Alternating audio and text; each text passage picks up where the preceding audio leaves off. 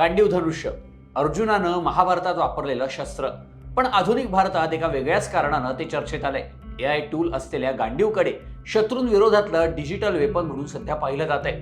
भुरटे चोर ते देशविघातक कामं करणाऱ्या दहशतवाद्यांना पकडण्यासाठी हे गांडीव पोलीस आणि सुरक्षा यंत्रणांना मदत करणार आहे. पण यावरून काही प्रश्न सुद्धा विचारले जात आहेत. त्यामुळेच भारत सरकारचं ऑपरेशन गांडीव आहे काय, समजून घेऊया त्या व्हिडिओमधून. केंद्रीय गृह मंत्रालयाकडून नॅटग्रिडला NPRशी जोडण्यात आलंय.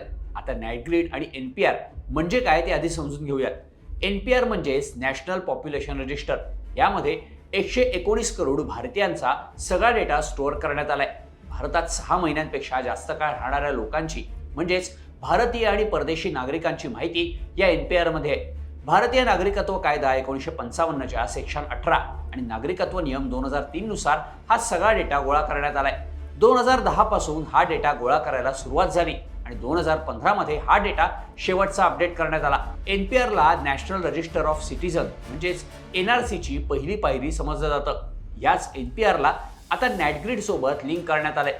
नॅटग्रिड म्हणजेच नॅशनल इंटेलिजन्स ग्रिड हा सुरक्षा आणि दहशतवाद विरोधी यंत्रणांसाठीचा डेटा शेअरिंग प्लॅटफॉर्म आहे. 26/11च्या हल्ल्यानंतर 2009 मध्ये सगळ्यात पहिल्यांदा नॅटग्रिडची संकल्पना समोर आली. 26/11च्या हल्ल्यावेळी सुरक्षा यंत्रणेतील काही त्रुटी समोर आल्या होत्या. केंद्रीय सुरक्षा यंत्रणांचं नेटवर्क जरी मोठं असलं तरी या यंत्रणांचं काम स्वतंत्रपणे चालतं. त्यामुळे एखादा हल्ला झाल्यानंतर प्रत्येक यंत्रणेकडे असलेली माहिती ही तुकड्या तुकड्यात असायची. ह्यामुळे तपासात अडचणी येत होत्या आणि वेळ सुद्धा लागत होता. म्हणूनच नॅटग्रिड हा एक कॉमन प्लॅटफॉर्म तयार करण्यात आला. त्यामुळे सुरक्षा यंत्रणांसोबतच राज्यातल्या ATS मध्ये समन्वय साधण्यात आला. काही ठराविक गुन्ह्यांचा तपास करण्यासाठी पोलीस अधीक्षक दर्जाचे अधिकारी सुद्धा गृह मंत्रालयाच्या परवानगीने नॅटग्रिडचा डेटा मिळवू शकतात. नॅटग्रिड मधली माहिती आणि NPR मधल्या माहितीच्या आधारे गुन्ह्यांचा छडा लावण्यासाठी एक AI टूल विकसित करण्यात आलाय, ज्याचं नाव आहे गांडीव. एखाद्या संशयित व्यक्तीची त्याच्या कुटुंबाची सगळी माहिती या गांडीव टूलद्वारे NPR मधून मिळवता येईल. नॅटग्रिड मधल्या त्याच्या डिजिटल फुटप्रिंट्सचा सुद्धा गांडीवकडून अभ्यास केला जाईल. हे सगळं तपासून ती व्यक्ती कोण आहे, त्याचा गुन्हेगारी रेकॉर्ड काय, याची सगळी माहिती अवघ्या काही मिनिटात गांडीव AI टूल कडून दिली जाईल. उदाहरण घ्यायचं झालं तर एखाद्या दहशतवाद्याचा किंवा संशयिताचा फोटो किंवा फुटेज सुरक्षा यंत्रणांकडे असेल तर ते गांडीव टूलद्वारे तपासलं जाईल. त्या व्यक्तीची टेलिकॉम KYC, वाहनाचं रजिस्ट्रेशन सर्टिफिकेट किंवा लायसन्स सारखे कोणतेही डिटेल्स जर त्या व्यक्तीशी जुळत असतील तर त्याची सगळी माहिती सुरक्षा यंत्रणांना लगेच मिळू शकते.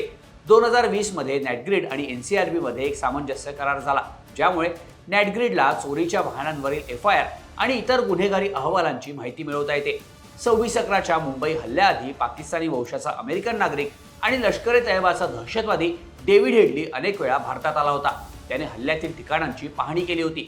अनेक वेळा भारतात येऊन पाकिस्तान किंवा पश्चिम आशियातून अमेरिकेत परतल्यानंतरही त्याच्यावर भारतीय यंत्रणांना संशय आला नाही. पण त्यावेळी नॅटग्रिड किंवा गांडीवसारखी यंत्रणा असती तर त्याच्या हालचालींची, सगळ्या प्रवासांची माहिती मिळाल्याने त्याला हल्ल्याआधीच अटक करणं शक्य झालं असतं. त्यामुळेच ही यंत्रणा सुरक्षेच्या दृष्टीने महत्त्वाची आहे. केंद्रीय गृह मंत्रालयाकडून राज्यांना सुद्धा ड्रायव्हिंग लायसन्स, वाहन नोंदणी, आधार, विमान कंपनीचा डेटा, बँक रेकॉर्ड, फास्टॅग, परदेशी आणि भारतीय पासपोर्ट, प्रवासाचे तपशील, वित्तीय गुप्तचर युनिटचे संशयास्पद व्यवहार अहवाल, रेल्वे प्रवाशांचा डेटाबेस आणि सोशल मीडिया पोस्टमधून डेटा मिळवण्यासाठी या प्लॅटफॉर्म्सचा वापर करायला सांगितलंय. यामध्ये नॉन सेन्सिटिव्ह, सेन्सिटिव्ह आणि हायली सेन्सिटिव्ह अशा 3 प्रकारचा डेटा काढता येतो. हायली सेन्सिटिव्ह डेटामध्ये बँक स्टेटमेंट, आर्थिक व्यवहार, कर संबंधित माहिती अशा प्रकारचा डेटा समाविष्ट करण्यात आलाय. दहशतवादी कारवाया करण्यासाठी भारतातल्या एजंट्स किंवा ऑन ग्राउंड वर्कर्सना बाहेरून पैसा पुरवला जातो. त्यामुळे आर्थिक व्यवहार सुद्धा गांडीवद्वारे स्कॅन होत असल्यामुळे असे हल्ले सुरक्षा यंत्रणा रोखू शकतात. पण यावरून काही सवाल सुद्धा निर्माण होत आहेत. NPR आणि नॅटग्रिड डेटा लिंक केल्यामुळे चुकीच्या पद्धतीने कारवाई होण्याची भीती व्यक्त केली जाते. डिजिटल डेटा स्कॅनिंगमुळे वैयक्तिक सुरक्षा धोक्यात येऊ शकते का, असा प्रश्न विचारला जातोय. पण सरकारकडून डिजिटल डेटा प्रोटेक्शन कायद्यानुसार प्रत्येक भारतीयाचा डेटा सुरक्षित राहील. गांडीवद्वारे दिली जाणारी माहिती ही योग्य पद्धतीने तपासली जाईल असं सांगण्यात आलंय. या सगळ्याबद्दल तुम्हाला काय वाटतं?